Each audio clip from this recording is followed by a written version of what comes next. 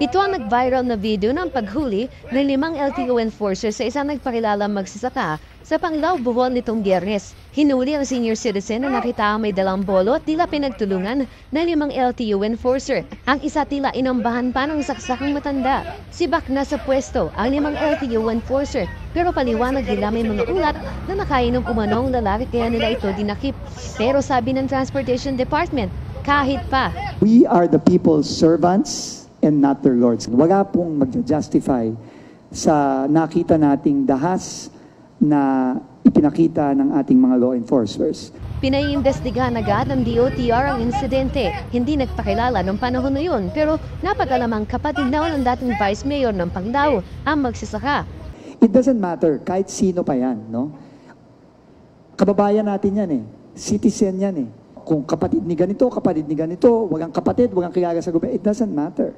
Na-hospital din ang matanda dahil sa masakit na katawan at high blood. Ayon sa DOTR, may operasyon noon ang mga LTO enforcer galing sa Cebu laban sa mga koloro ng mga sasakyan sa Panglao at nagkomento umano ang hinuling lalaki. Bakit ang hinuhuli nyo lang yung mga mahihirap? Puro motorcycles kasi talaga yun. Doon nagsimula. Pinare-review na ng Department of Transportation yung protocol ng paninita ng mga enforcers sa mga motorista para masiguro na hindi daw ito naaabuso.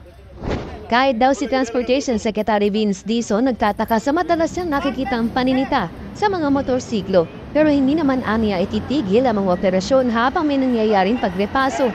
Laging pinapara at tinatabi ng mga law enforcers sa daan. Tinatanong ko na bakit kaya? It is incumbent on law enforcers especially to always exercise maximum tolerance.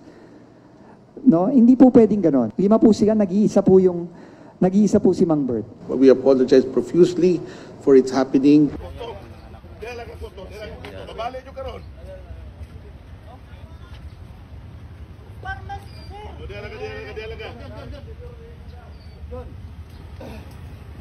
Dialaga.